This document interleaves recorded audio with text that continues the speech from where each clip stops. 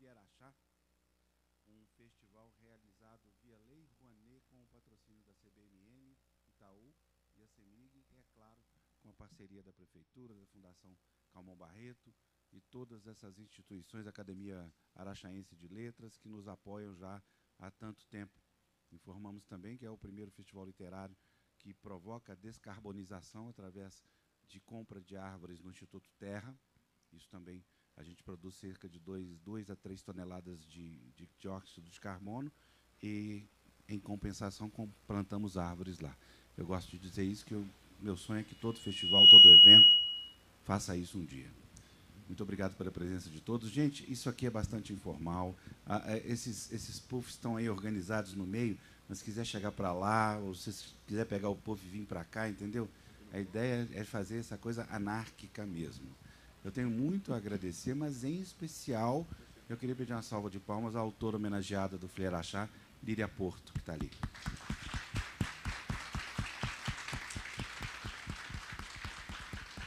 Ela vai me matar depois, que ela morre de vergonha, mas desculpe, Líria, não podia deixar passar isso. Michele Arroio também, curadora de todo o ciclo Patrimônio e Educação, muito obrigado pela sua presença.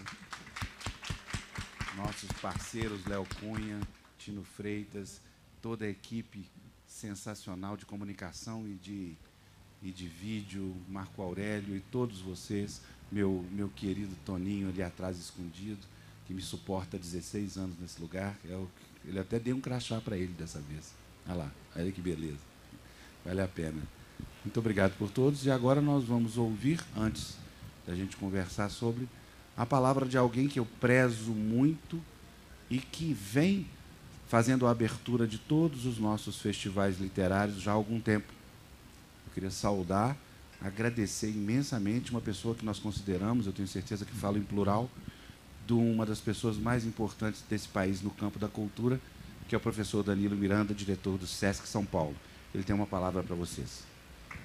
Meus amigos, mais uma vez, estamos nesta abertura da Friaraxá, na 11ª Friaraxá, Festival Literário de Araxá, uma programação importantíssima para a cidade, para a região e para todo mundo, enfim, interessado no campo da literatura, do livro, né?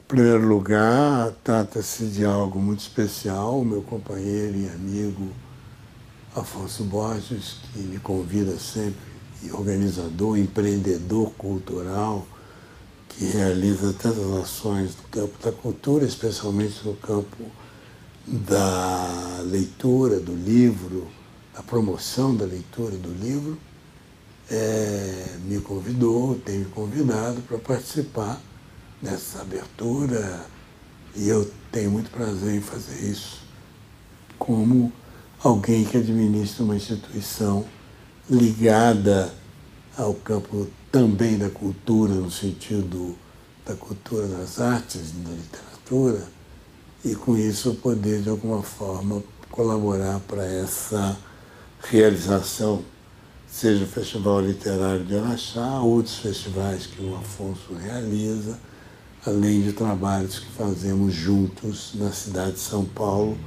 especialmente o Sempre um Papo, que é, digamos, uma atividade que já tem muitos anos de realização e que traz essa marca, né, de buscar o fomento, a divulgação cada vez maior da literatura, do livro, através desse encontro com os autores e criadores. Então, de alguma forma, Sempre o Papo é um pequeno festival que acontece várias vezes durante todo o ano, de forma que são vários pequenos festivais que juntos realizam um grande trabalho voltado para a literatura. E aqui em Araxá, concentrado, temos a 11ª edição dessa apresentação, que é algo muito especial, realizado nesta cidade histórica, importante, com os apoios necessários, né? O tema desse nosso encontro do FLI Araxá, na 11ª edição, Educação, Literatura e Patrimônio, e teve a curadoria, né, dos amigos queridos, que é o próprio Afonso, Tom Farias, Sérgio Abranches e o querido Afonso mesmo, como eu disse, que são os três responsáveis pela programação, além de muita gente que virá participar como colaborador, como palestrante, a Eliane Alves Cruz, do Rio de Janeiro, Itamar Vieira, Jefferson Tenório, Jamil Chad, Juliana Monteiro, Lucrécia Zap, nosso amigo também, o Eugênio Butti. Enfim, trata-se de uma série de pessoas que têm tido um envolvimento, analisando, discutindo, criando, pessoas ligadas à ficção, pessoas ligadas à documentação, à história, pessoas à reflexão e, sobretudo, sobre a realidade brasileira tão especial, tão complexa, mas com a marca clara daquilo que é mais importante hoje em dia, hoje, nesse momento, de maneira muito clara, que é essa questão da humanização da sociedade, questão da diversidade discutida sobre vários pontos de vista, com a participação de artistas de todas as procedências. Então, tudo isso tem trazido um elemento novo na nossa discussão e está presente aqui. Está presente um autor como Tamar, como o Tenório, como o Tom Farias, todos eles têm tido, e muitos outros, têm tido esse papel de trazer esse lado, muitas vezes, pouco conhecido da nossa realidade cultural e da nossa sociedade, das características que, de alguma forma, mantêm a nossa sociedade. São representantes da comunidade negra, em grande parte, alguns deles, pelo menos, e eu sempre quero colocar que essa questão, para mim, é a questão decisória, definitiva, né? Nós temos muitas questões ligadas à diversidade, né? A aceitação do outro, a aceitação do diferente, a aceitação das características que o outro tem e que eu, de alguma forma, com elas convivo ou devo conviver, a questão do preconceito, a questão da formação que nós temos voltadas para determinados tipos de comportamento, de aceitação ou de não aceitação. Mas, certamente, esta é uma questão central. E eu vejo com muita clareza que a questão da raça, a questão negra no Brasil, de modo particular, ela é decisiva porque ela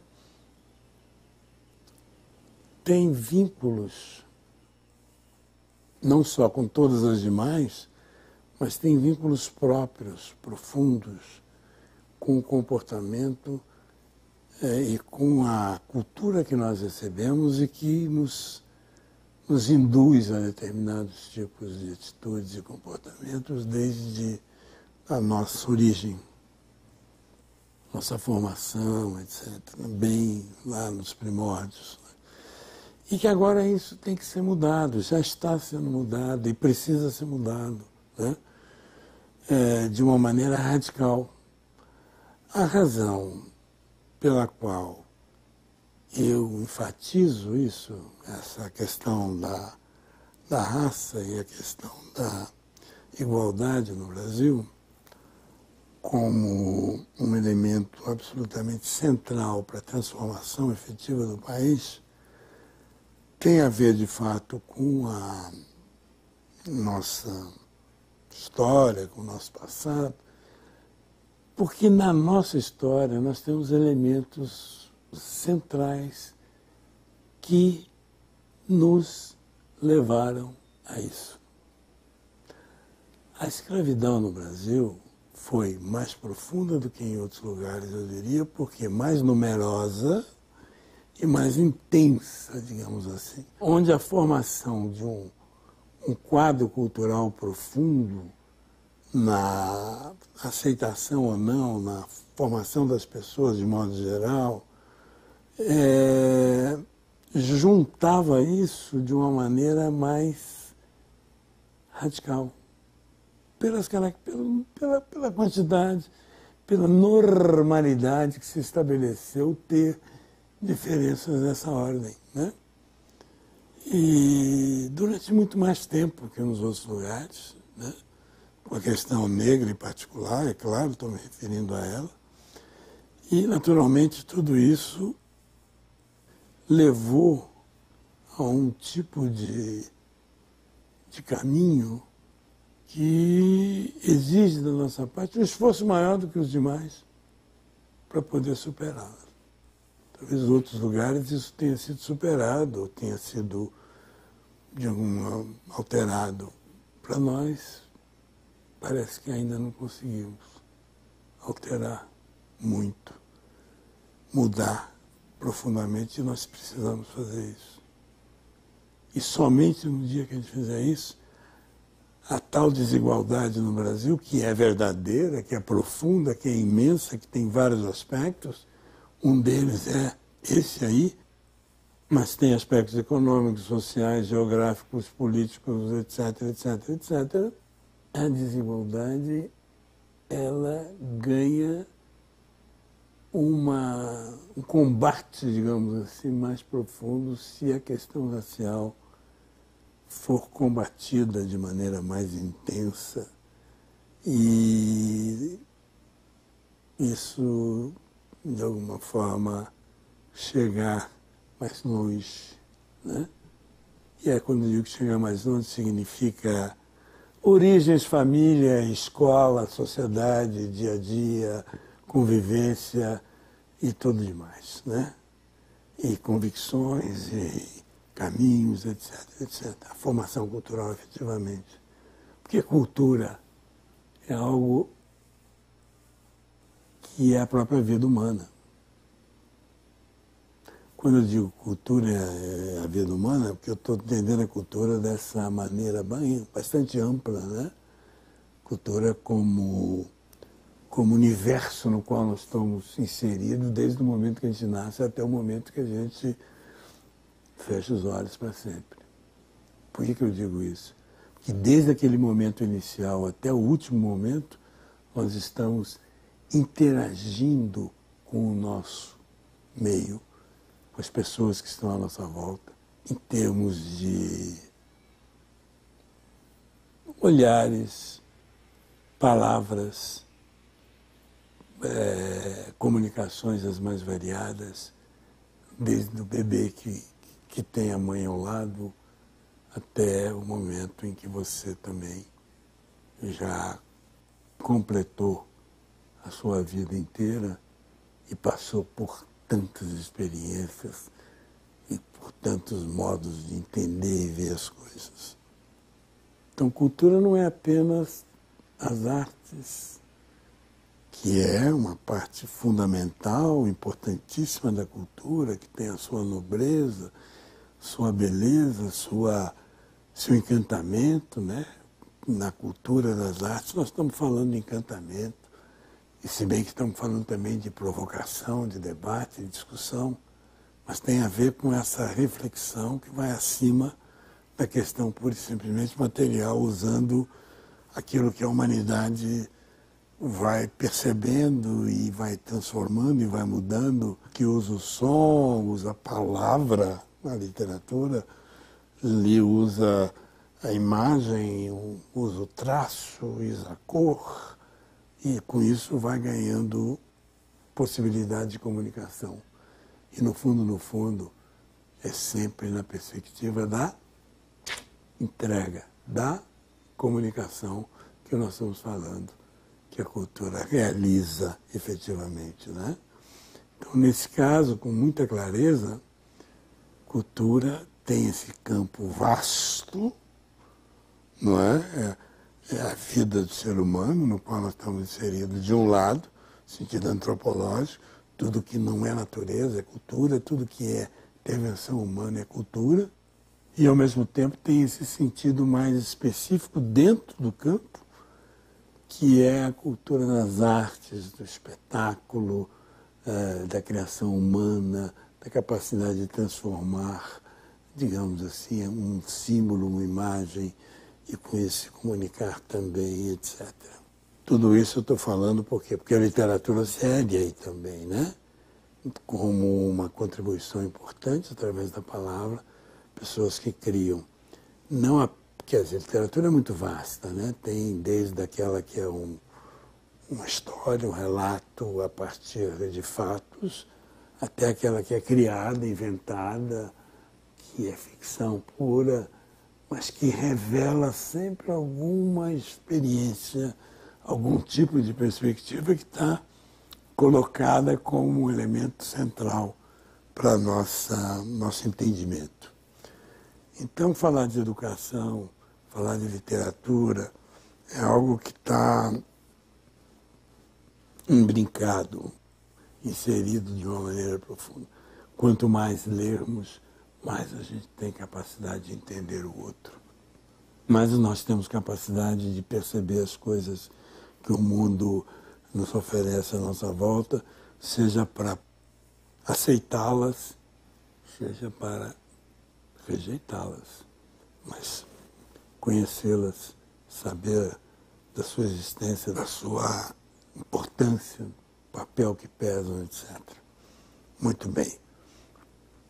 O Flier-Achá pretende que todas essas questões sejam trazidas, discutidas por muitas pessoas, e naturalmente tudo isso vai ganhar uma dimensão muito especial. No SESC de São Paulo, instituição da qual eu sou diretor já há algum tempo, nós temos essa experiência de lidar com a literatura e com o livro, enfim, de maneira bem objetiva, nas unidades, com pontos fixos, bibliotecas estabelecidas. Temos um trabalho muito voltado para a biblioteca móvel também, aquela que circula em caminhões especiais, levando a nossa contribuição para as comunidades que têm menos acesso, e com isso facilita o encontro com autores e criadores os mais variados, e com todo tipo de literatura também. Então, todos os esforços que nós podemos fazer para difundir o livro, para difundir a literatura, para difundir a leitura, né? Especialmente nesse momento em que as comunicações são muito facilitadas pela tecnologia, mas também a literatura é facilitada pela tecnologia através da publicação em plataformas adequadas, o e-book, além de outras formas de fazê-lo. Mas tudo isso significa um esforço, né? E buscar. E não são coisas que de repente acontecem sem uma motivação. Então, a escola tem um papel importantíssimo, as famílias têm um papel importantíssimo, a sociedade, de modo geral, tem um papel fundamental para o fomento da literatura, para o fomento da leitura. Esse encontro com autores, com criadores, certamente colabora imensamente para esse fomento, para esse crescimento. Então é uma oportunidade muito grande, muito especial, aproveitar no Festival Literário de Araxá essa oportunidade. Oportunidade que nem todas as cidades do Brasil têm tido, e é importante ressaltar o esforço que se faz, né, do meu querido Afonso Borges, para que isso aconteça. E é importante ressaltar também o apoio que a sociedade local, né, a Prefeitura Municipal, outras autoridades locais, entidades e empresas da cidade de Araxá têm oferecido para poder realizar essa feira.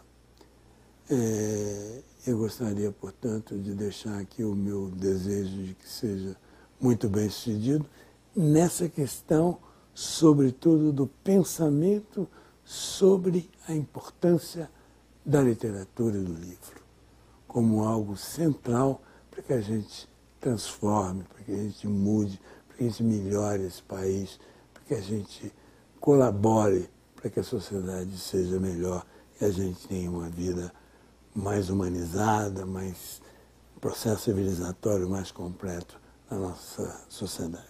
Muito obrigado.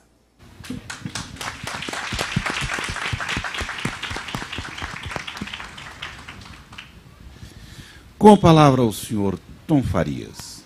Oui. Ou a pessoa mais esperada do FLI Araxá hoje?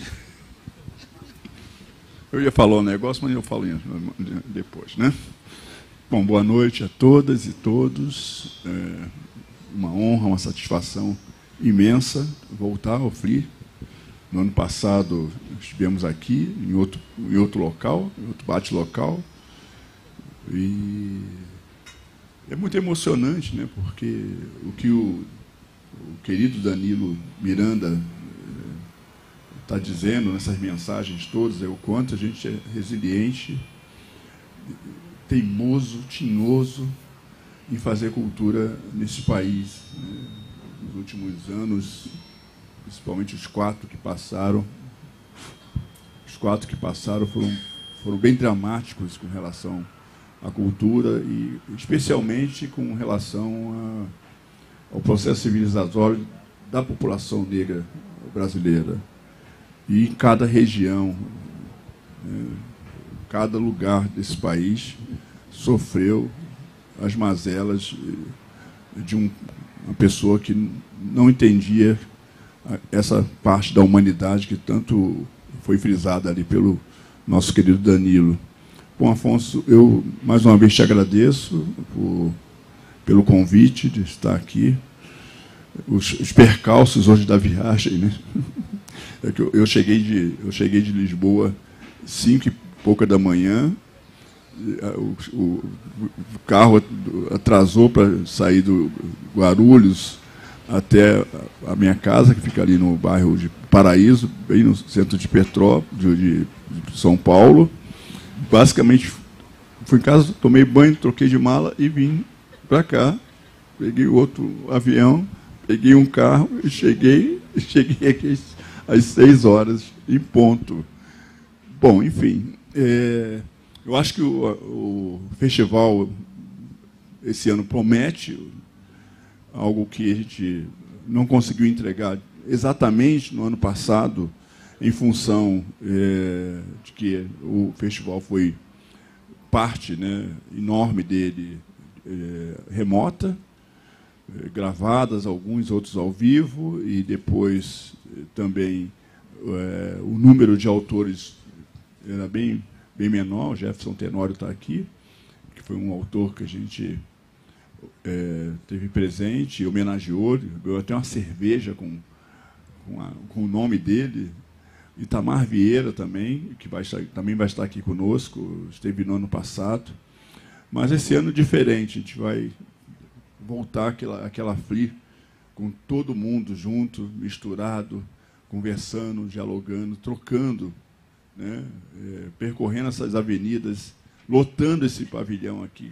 Esse pavilhão vai ficar insuportável de tanta gente elegante, quente, bonita, falante, alegre. E eu acredito que todos têm uma ideia da programação, né, Afonso? Pela divulgação que foi realizada na cidade, massiva divulgação. E eu convido a vocês para estarem conosco a partir de hoje. divulgarem para os amigos, trazer os amigos, postarem na rede social, tudo que vocês postarem, marcar o nosso perfil do Free Araxá, saudar o pessoal dos Muros Invisíveis. Ficou fantástica essa ideia do Muros Invisíveis. Não que as outras edições não foram, mas quando você... A vida que... Eu deixaria isso aqui para sempre. Ali ficava fazendo manutenção, né? Fazendo manutenção. Então, mais uma vez, a equipe do Free Araxá está de parabéns por entregar um trabalho que a gente começa botando no papel, a gente não vai acreditando, né? Como é que vai ser a Free Araxá? Vai ser assim, tá, dessa maneira? Não. Quem é que vem? Quem é que não vem? Como é que vai ser? Como é que vai montar? Como é que vai desenhar a coisa? E, de repente, a gente vê tudo realizado. Então, brigadíssimo. Mais uma vez, com o Padre Afonso. Obrigado. Estamos aqui com esse ilustre amigo também, Sérgio Abranches, que é uma honra ter você aqui nessa parceria de pensar uma Free humanizada, uma Free que entrega um produto onde todos sejam contagiados, né? Por essa questão da literatura, do livro, quanto é importante essa promoção da leitura no nosso país, e partindo de uma cidade de Araxá para outras cidades mineiras e para o Brasil inteiro. Eu acho que serve de exemplo a sua luta, Afonso. Por quantos anos? Não, 37 no total. Não, eu sei os anos todos, só estou te cutucando. Mas a luta do Afonso é um pouco do que o Danilo estava falando, né? É um agitador cultural, um autêntico agitador cultural, e, sobretudo, um agitador cultural honesto, sensível, né? E que se pauta exatamente em olhar as diferenças, tratar os desiguais desigualmente. Afonso trata a desigualdade de forma desigual. Se tratar todo mundo a igualdade igual, nós vamos ter problema no processo de... Então, Afonso, brigadíssimo e feliz 11º Free Araxá.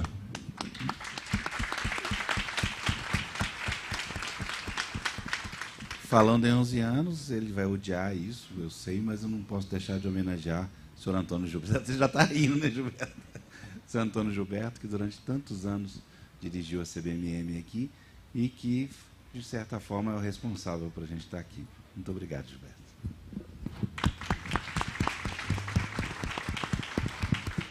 Vou passar a palavra para o Sérgio. Boa noite, gente. Olha, eu estou muito feliz de estar aqui. Trabalhar com o Afonso e o Tom não é um trabalho, é uma alegria. São dois parceiros incríveis. E eu estou muito feliz, em particular, com essa Free Araxá, porque ela é um marco em várias dimensões. E eu acho que começou, na verdade, com a Free da pandemia, né? Que a gente conseguiu fazer um baita festival remoto de toda a comunidade lusófona do mundo, né? Trouxemos representantes de todos os países de língua portuguesa e escritores que moram em países que não falam português, mas que são escritores que escrevem português. E isso abriu a porta para a necessidade, não da gente fazer uma mesa, né, Tom? Uma mesa de literatura negra, mas de incorporar, de agregar, ainda que, como diz o Tom, desigualmente, mas fazer com que a literatura seja esse espectro, seja esse mosaico que representa toda a diversidade da cultura e da sociedade brasileira e que se torna uma ferramenta importantíssima para tornar todos os invisíveis visíveis para o Brasil. Desde aqueles que escrevem, que estão aqui, como aqueles que ensinam e que estão espalhados pelo Brasil, fazendo um trabalho talvez até mais importante do que o nosso, de escritores. E esse ano a gente vai ter, pela primeira vez, a incorporação da literatura indígena, que tem uma relação com o livro, com a palavra escrita, diferente da nossa, mas faz parte da nossa cultura e da nossa literatura. E a gente espera que daqui para frente seja sempre assim, né? A gente incorporemos todos os braços, todos os rios da vasta cultura e da palavra brasileira em todas as suas dimensões. O Brasil não tem futuro se ele não for uma nação pluriétnica, uma nação totalmente diversa e que assuma a sua diversidade como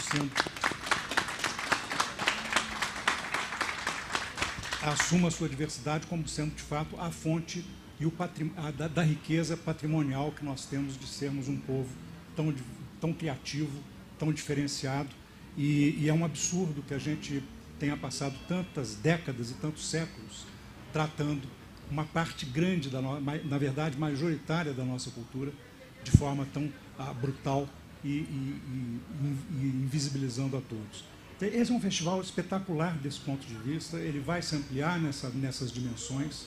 Nós vamos eu espero que a gente consiga mostrar, não só para Araxá, mas para o Brasil inteiro, como é viva a cultura brasileira, como são interessantes as pessoas de todas as procedências, de todas as origens, como que o Brasil é melhor quando ele se abre para o seu interior, para o seu âmago, para o seu centro, e não fica apenas na pele, na epiderme dos brancos.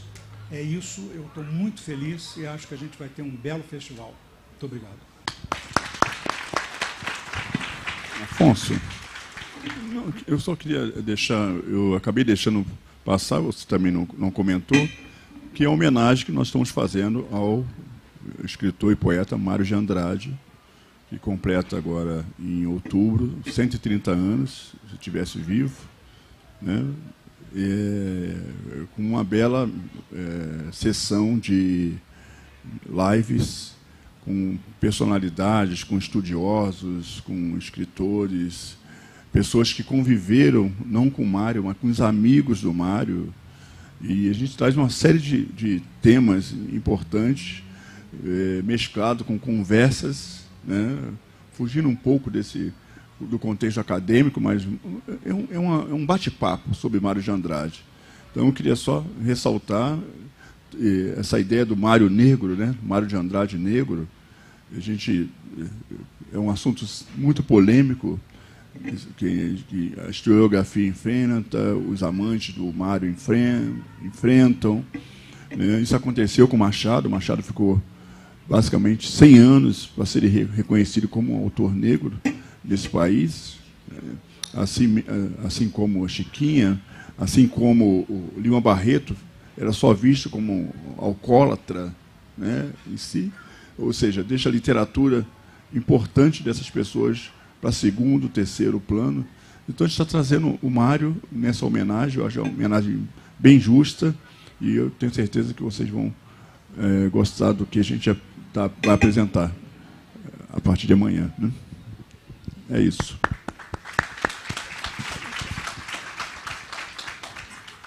É importante dizer também da estrutura, né? O que há de melhor no país em matéria de transmissão simultânea, de equipamentos, de pessoal para lidar com eles, está aqui representado. São 3 auditórios que funcionam de forma simultânea e transmitindo via YouTube, além do presencial, tudo que a gente está fazendo.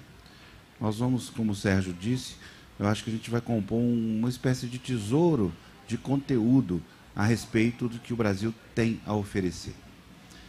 E nesse contexto, puxando, né, o que o Mário de Andrade tem também a nos oferecer relacionado com educação e patrimônio, a Michele fez um ciclo de 12 palestras, não é pouco, não é, Michele? 12 palestras associando a questão da educação e patrimônio com diversas personalidades. Assim como esse que o Tom fez, é virtual, já vai entrar no ar agora. Além disso, o capítulo do Muros Invisíveis que a gente está vendo aqui é certamente, né, Marisa, uma coisa que vai entrar não só na história de vocês, na minha história, na história de todo mundo que vir. Porque eu não tenho registro de outra ocasião que aconteceu isso que está acontecendo aqui. principalmente porque não foi uma vontade da coordenação. Porque é muito simples, né, a coordenação de um evento, determinar parâmetros e alguém executar. Não. Tudo isso que foi feito aqui, que vocês vão ver no próximo debate, falado pela Marisa, pelo Gabriel e todos vocês, foi criação deles. A escolha dos convidados, que foi dura, Marisa tem um depoimento duro sobre isso, a eleição dos assuntos a colocar embaixo, um pequeno biografia, o grafismo feito atrás, toda essa ideia colocada aqui foi coletiva, absolutamente coletiva. E essa homenagem a esses professores, que são 43, como o Gabriel falou, e tomara que sejam muito mais em outra circunstância, ela tem o objetivo de contagiar. É isso. Que outras cidades pelo mundo afora façam.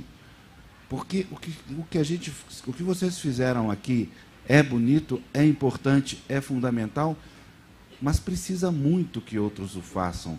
Porque professores e professoras negras nunca foram homenageados. Nunca. É pouco falar que foram invisibilizados. Nunca foram homenageados. Sabe, isso é muito importante. Muito, muito, muito, muito. E eu tenho certeza que isso vai se disseminar, criar novos campos de estudo, né, novos campos de análise, não é só repetir o que está fazendo aqui, é progredir, é avançar, colocar na cara do gol, como o Sérgio sempre falou para mim, a posição de antirracista. A gente acorda, eu aprendi isso com o Sérgio, com o Tom, a gente tem que acordar antirracista. Acabou o tempo no qual as posições racistas eram aceitadas com certa familiaridade. Acabou, não tem mais a radicalidade que eu aprendi com Itamar, com Jefferson, com Tom, com Helena Alves Cruz, com Flávio Oliveira e com tantas pessoas que estão aí na linha de frente no combate do racismo. Tem que sair desse campo do combate e chegar no campo da assimilação para a gente enfrente isso com verdade, com clareza, para chegar no ponto final que o Sérgio encerrou a palavra dele. É só encarando essa pluralidade étnica que os desafios a seguir serão superados. Por exemplo, a questão da desigualdade social, por exemplo, a questão da miséria, questões muito mais sérias que estão todas elas obnubiladas, escondidas através da questão do racismo no Brasil. Então, aqui fica o meu agradecimento. Muito obrigado. E é tão simbólico essa questão que você está falando, porque talvez 80 quilômetros daqui fica a cidade de Sacramento. Né? E a cidade que nasceu... Obrigado aí, acho que o ronco está legal, né? Deve estar vendendo ronco. Garrafado. E foi a cidade que nasceu Carolina Maria de Jesus. Carolina, que ela dizia, origem, soro da escravidão no Brasil. Ela nasceu em 1914 e hoje é a escritora do mundo. Eu acabei de fazer agora o lançamento de uma edição portuguesa do livro Quarto Despejo. O livro foi proibido em 1961 pelo ditador Salazar e um editor resolveu fazer a publicação agora, quer dizer, resgatando, né, essa Carolina violentada, não só para a população, o povo português, mas para as colônias portuguesas, os países africanos, Moçambique, Angola, Guiné, Cabo Verde, tudo eram colônias portuguesas. E, além disso, Araxá é o berço da avó da Carolina e do pai da Carolina. Os dois nasceram em Araxá. Então, eu acho que essa questão dos muros invisíveis parte desse pressuposto de uma simbologia mais profunda ainda, viu, Afonso? Mais significativa ainda, de criação desse elo de uma região que no século XVIII, 1700, teve presença de quilombos e que formou parte da população negra dessa região, sobretudo de Sagrado Sacramento, que a gente conhece hoje. Então, só queria fazer esse registro. Quer completar, Sérgio? Gente, muito boa noite. Vamos iniciar o Fli Araxá. Daqui um pouquinho, a próxima mesa com o pessoal do Muros Invisíveis. Muito obrigado.